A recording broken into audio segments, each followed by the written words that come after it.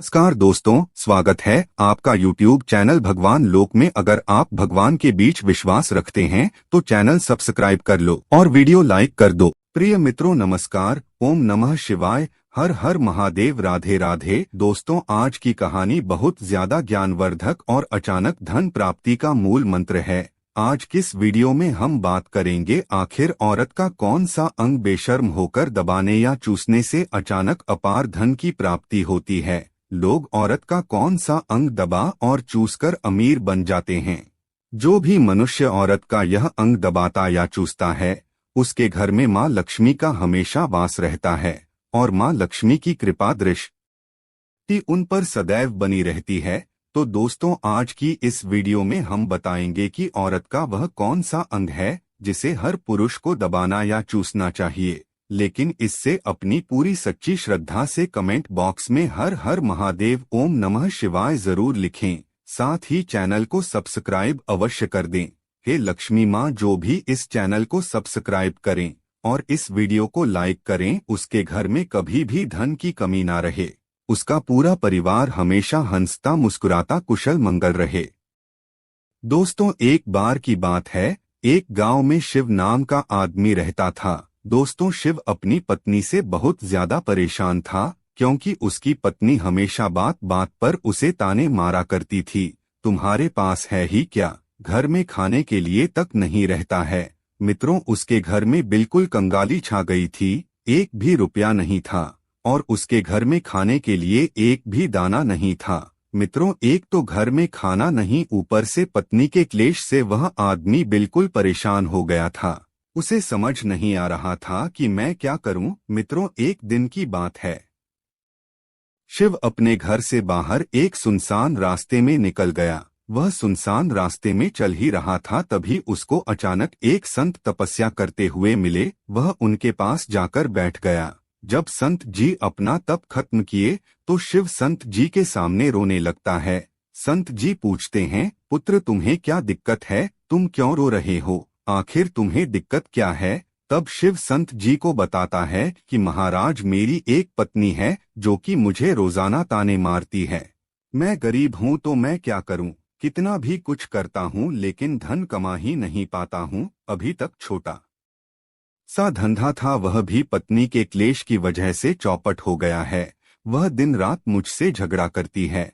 अब तो मैं दाने दाने के लिए परेशान हो गया हूँ। हमारे घर में खाने के लिए कुछ भी नहीं है, इसके अलावा पहनने के लिए वस्त्र भी नहीं है। लेकिन मैं अपनी पत्नी को समझाता हूँ कि वह मुझे ताने ना मारे, मुझसे झगड़ा ना करें, लेकिन वह बिल्कुल भी नहीं मानती। संत जी, इसी वजह से मैं बहुत ज्यादा परेशान हूँ, इसी वजह से मैं घर छोड़कर यहाँ आया हूँ। वह संत जी कहते हैं, रो मत बेटा, मैं तुम्हें यह काम बताने जा रहा हूँ। तुम्हें औरत का सिर्फ यह अंग बेशर्म होकर कर दबा या चूस लेना है, अचानक तुम्हारे घर में धन प्राप्ति हो जाएगी, तुम देखते ही देखते अमीर बन जाओगे। संत जी कहते हैं, जो भी पुरुष औरतों का यह अंग दबाता या चूसता है उसके घर में कभी भी धन की कमी नहीं रहती है और ना ही उसके घर में लड़ाई होती है, पर जो भी बिजनेस करता है उसमें हमेशा तरक्की होती है। संत जी ने कहा, अब मैं तुमको औरत का वह अंग बताने जा रहा हूँ, इसे ध्यान से सुनना और अपने जीवन में इसे जरूर करना। तब शिव संत जी महाराज की बातें बहुत गौर से सुनता है और कहता है, जितना जल्दी हो सके मुझे यह बता दो। दोस्तों, तभी संत जी महाराज उसे आदमी को एक कहानी सुनाते हैं और बताते हैं, एक नगर में एक किसान रहता था। उसके बहुत सारे खेत थे जिस पर वह दिन रात मेहनत करता था। उसके घर में किसान और उसकी पत्नी रहा करते थे। उसे किसान और उसकी पत्नी में आपस में बहुत ज्यादा प्रेम था। उसके घर में किसी भी प्रकार की लड़ाई झगड़ा या क्लेश नहीं होता था।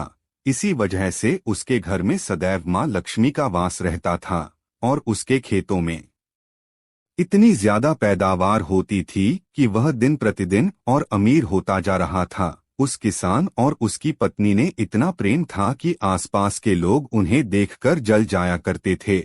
धीरे धीरे उसके पूरे गांव के लोग जान गए कि किसान और उसकी पत्नी में बहुत ज्यादा प्रेम है। धीरे धीरे यह बात उसे नगर के राजा तक पहुंच गई। दोस्तों, किसान और उसके पत्नी की बात जब राजा के पास पहुंचती है तो राजा भी उसके प्रेम की काफी ज्यादा तारीफ करते हैं। वह सभी से बताते हैं कि हमारे नगर में एक किसान और उसकी पत्नी रहते हैं जिनमें कभी भी लड़ाई झगड़ नहीं होते हैं। उन दोनों में आपस में इतना प्रेम है कि मैंने ऐसा अपनी जिंदगी में कभी भी नहीं देखा। एक बार की बात है, राजा पूरे नगर में दुग्गी पिटवाते हैं कि इस नगर में जितने भी लोग हैं वह सभी अपने घर में घी का दिया जलाएंगे। राजा की पत्नी पूछती हैं कि आप ऐसा क्यों कर रहे हैं, सबके घर में भी का दिया क्यों जलवा रहे हैं। राजा अपनी पत्नी की बात सुनकर कहते हैं, दीपक प्रेम की निशानी होता है। जिसके घर में घी का दीपक जलता है उसके घर में सदैव प्रेम बना रहता है। और मैं चाहता हूँ कि जो प्रेम किसान और उसकी पत्नी के घर में है वह हमारे पूरे नगर में रहे, पति और पत्नी के बीच। इसीलिए मैं हर घर में दीपक जलवाना चाहता हूँ। दोस्तों, राजा के सैनिक जाते हैं और हर जगह नगर में डुग्गी पीट देते हैं और कहते हैं सभी के घर में रात भर घी का दीपक जलाना चाहिए। दोस्तों, राजा की बात मानकर सभी नगर वासी अपने घर में दीपक जला देते हैं, लेकिन जैसे ही आधी रात होती है सभी के दिए बुझ जाते हैं। लेकिन किसान के घर का दीपक वैसे ही जगमगाता हुआ जलता रहता है। दोस्तों, दीपक हमेशा किसान की पत्नी जलाती थी। किसान की पत्नी किसान को बहुत यार तो करती थी, लेकिन उसकी बात नहीं मानती थी। वह हमेशा अपनी मनमानी करती थी। उसका जो भी मन करता था वह वही काम करती थी। लेकिन किसको इस बात से कोई भी दिक्कत नहीं होती थी, क्योंकि किसान बहुत समझदार था। किसान सोचता था यदि मैं अपनी पत्नी को रोक टोक करूंगा तो घर में बेवजह ही लड़ाई झगड़ा होंगे, क्लेश होगा, दुख। तो इसी वजह से कई चीजें किसान अपनी पत्नी की अनदेखा करता था। किसान इस वजह से अनदेखा करता था कि उसके घर में प्रेम हमेशा बना रहे। एक दिन की बात है, राजा और रानी शाम के समय अपने महल में चढ़कर पूरे नगर का नजारा देख रहे थे। उन्होंने देखा कि सारे नगर में किसी के घर में दीपक नहीं जल रहा है, लेकिन किसान के घर में दीपक जल रहा है। तब राजा अपनी रानी से बोलता है कि देखो, किसान और उसकी पत्नी के घर में दीपक जगमगा रहा है, लेकिन पूरे नगर में कहीं भी दीपक नहीं जल रहा है। इसी से पता लगता है कि किसान और उसकी पत्नी में कितना प्रेम है। तब राजा की पत्नी राजा से बोलती है कि जो किसान और उसकी पत्नी में प्रेम है वह किसान की पत्नी की वजह से है, और इसी वजह से किसके घर में इतना ज्यादा प्रेम है। मित्रों, जब राजा रानी की बात सुनता है तो कहता है, नहीं, तुम्हारा सोचना गलत है। जो प्रेम किसान के घर में है वह उसकी पत्नी की वजह से नहीं है, बल्कि वह किसान की वजह से है। रानी, यहाँ पर किसान बहुत ज्यादा समझदार है, आपका सोचना गलत है, और यही वजह है जो कि उनके घर में कभी भी लड़ाई झगड़ा नहीं होती है। मित्रों, राजा कहता है किसान समझदार है और रानी कहती है किसान की पत्नी समझदार है। दोस्तों, इसी तरह कुछ देर चलता रहा।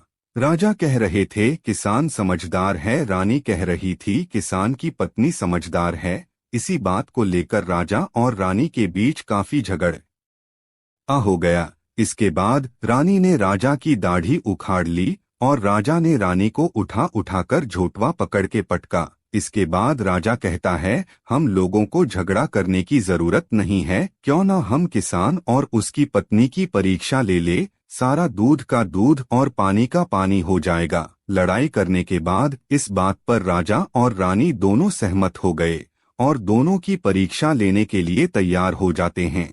तब राजा अपने महल में जाता है और एक पुरुष सैनिक को बुलाता है और पुरुष सैनिक से बोलता है कि तुम किसान के पास जाओ और जो प्रश्न मैं तुमसे बोल रहा हूँ वह तुम सेठ को बोल देना। वह पुरुष सैनिक बोलता है, ठीक है महाराज। वह पुरुष सैनिक राजा की बात सुनकर किसान के पास जाता है। उसे समय किसान की पत्नी खेतों में गई थी, लेकिन किसान की कुछ तबीयत ठीक नहीं थी, इस वजह से वह खेतों पर नहीं गया था। इस समय पुरुष सैनिक किसान के घर पहुंच जाता है और किसान से कहता है, मैं राजदरबार से आया हूँ, राजा साहब ने मुझे भेजा है।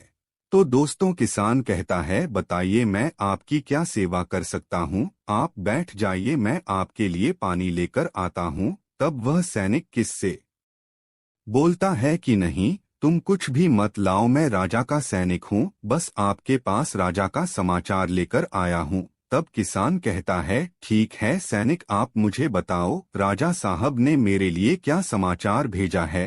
सैनिक कहता है, किसान, राजा साहब ने यह बोला है कि यदि तुम अपनी पत्नी को छोड़ देते हो तो राजा जी आपको बहुत सारे हीरे जवाहरात और साथ में तुम्हारे जमीन से 2 गुना ज्यादा जमीन राजा जी आपको गिफ्ट में देंगे। इसके अलावा राजमहल का आधा हिस्सा भी आपको दिया जाएगा। लेकिन जो सेठ ने जवाब दिया वह सुनने लायक है। सेठ ने कहा, राजा जी अपना पूरा राजमहल मुझे क्यों न दे दे, लेकिन मैं अपनी पत्नी को नहीं छोड़ूंगा। जाओ और अपने राजा से कह दो किसान ने ऐसा कहा है। सैनिक जाता है और राजा को सारी बातें बताता है। इस समय रानी वहां पर सैनिक की बात सुन रही थी। सुनने के बाद रानी ने कहा, आपने किसान की तो परीक्षा ले ली है, लेकिन किसान की पत्नी की परीक्षा नहीं ली है। इस तरह से हम कैसे पता कर सकते हैं कि कौन समझदार है। इसके बाद रानी ने कहा, अब मैं भी किसान की पत्नी की परीक्षा लेना चाहती हूँ। जब दोनों की परीक्षा हो जाएगी तभी पता चलेगा कि कौन समझदार है। फिर रानी ने भी एक सैनिक बुलाया और कहा कि मेरी बात किसान की पत्नी को बोलना, और याद रखना यह बात तभी बताना जब किसान वहां पर ना हो। सैनिक ने पूछा कि रानी क्या बात बतानी है, वह तो बताओ। तो रानी ने सैनिक को सारी बात बता दी। सैनिक किसान के घर जाता है और उसके घर में आवाज लगता है। तो उसके घर से किसान की पत्नी निकल कर आती है। कहती है, बताओ क्या हुआ, क्यों ढिंढोरा पीट रहे हो।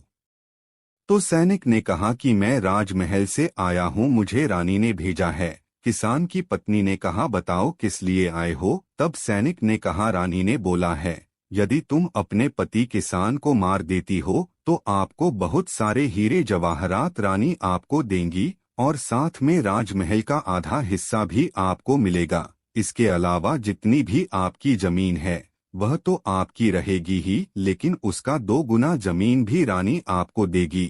यह बात सुनकर किसान की पत्नी तैयार हो जाती है। कहती है, ठीक है, यदि मुझे इतना कुछ रानी साहिबा देंगे तो मुझे मंजूर है, मैं अपने पति को मार दूंगी। तब सैनिक पूछता है कि रानी को कैसे पता चलेगा कि आपने अपने पति को मार दिया है।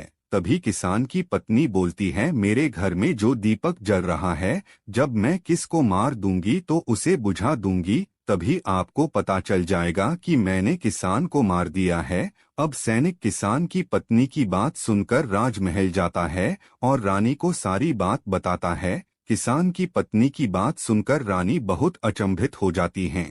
राजा और रानी को स्त्री जात से नफरत होने लगती है।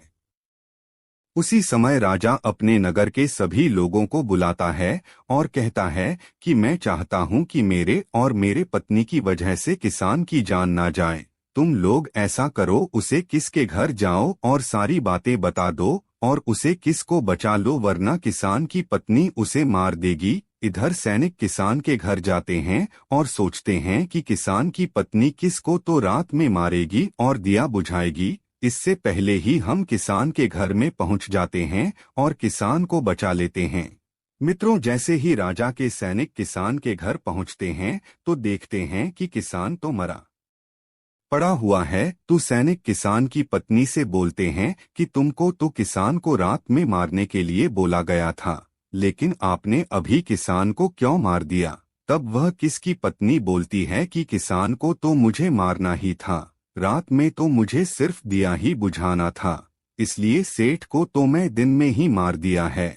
सभी सैनिक तुरंत ही किसान के घर से दौड़े दौड़े जाते हैं और राजा रानी को सारी बातें बताते हैं। राजा और रानी क्रोध से आग बबूला हो जाते हैं और दोनों को स्त्री जात से घृणा होने लगती है। इसके बाद राजा और रानी किसान की पत्नी को बंदी बनाकर लाने के लिए अपने सैनिक से कहते हैं। सैनिक जाते हैं, किसान की पत्नी को बंदी बनाकर ले आते हैं।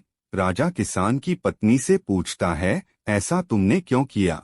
तुम लालची औरत हो, तुम्हें पैसों से प्यार है, तभी किसान की पत्नी ने जवाब दिया और बताया कि मुझे तो किसान को पहले ही मारना था। वह तो मैं कोई बहाना ढूंढ रही थी, क्योंकि किसान की आदतें बहुत खराब थी। वह मेरे साथ बहुत खराब किया करता था।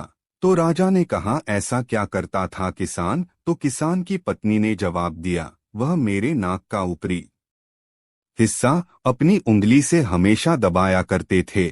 इसके अलावा किसान एक काम और मेरे साथ करता था, वह है किसान मेरे कान का पिछला हिस्सा अक्सर अपनी जीभ से स्पर्श किया करता था, मतलब चाटता था। राजा ने पूछा, यह बताओ, जब आप लोग गरीब थे तब क्या किस आपके साथ यह काम करता था? तो किसान की पत्नी बोलती है, नहीं महाराज, तब ऐसा नहीं करता था, तब बहुत किसान अच्छा था। तो राजा ने कहा, मैं समझ गया कि किसान ऐसा क्यों करता था। उसी समय संत जी ने शिव से पूछा, तुम्हें कुछ समझ में आया? औरत का कौन सा अंग दबाने तथा चूसने से लोगों को अचानक धन प्राप्ति होती है? तो शिव ने कहा, हे संत जी, मुझे अभी समझ में नहीं आया। तभी संत जी कहते हैं, अगर अभी समझ नहीं आया तो मैं फिर से आपको बताता हूँ। किसान अपनी पत्नी के साथ पहला काम करता था, वह है उसके नाक के ऊपरी हिस्से को अपने उंगली से दबाता था। तो जिस भी मनुष्य के घर में पैसों की इल्लत है, उसे अपनी उंगली से औरत के नाक के ऊपरी हिस्से को जरूर दबाना चाहिए। दोस्तों, औरत के नाक के ऊपरी हिस्से को बहुत ही शुभ माना जाता है। औरत के उसे अंग पर मां लक्ष्मी का वास होता है। इसी वजह से जो यह काम करता है वह हमेशा धनवान पुरुष बन जाता है। दूसरा काम है, जो भी पुरुष औरत के कान का पिछला हिस्सा अपने जब से स्पर्श करता है, उसके किस्मत के द्वार खुल जाते हैं, उसे अचानक धन की प्राप्ति होती है। ऐसा इसलिए होता है क्योंकि औरत के कान के पिछले हिस्से में माता लक्ष्मी का वास होता है। जब आप ऐसा करते हैं तो माता लक्ष्मी आपसे प्रसन्न हो जाती हैं और आपको अपार धन देती हैं। और आपने एक बात तो जरूर सुना होगा, औरतें माता लक्ष्मी का रूप मानी जाती हैं। इसी वजह से इस संसार में जो भी मनुष्य यह दो पवित्र काम करता है, उसका घर धन से भर जाता है। जो कि आपने कहानी में सुना, किस भी अपनी पत्नी के साथ करता था। लेकिन आप जब भी ऐसा काम करें तब आपको अपनी पत्नी से सारी चीज बात कर करना चाहिए, अन्यथा आपके जीवन में किसकी तरह अनर्थ भी हो सकता है। तो दोस्तों, आज की है ज्ञानवर्धक वीडियो आपको कैसी लगी हमें कमेंट में जरूर बताना। साथ ही कमेंट में जय मां लक्ष्मी, हर हर महादेव, ओम नमः शिवाय लिखना ना भूलें। दोस्त तो भगवान के नाम पर कंजूसी नहीं करनी चाहिए। जो भी इंसान भगवान का नाम कमेंट में लिखता है उसका जीवन सफल हो जाता है।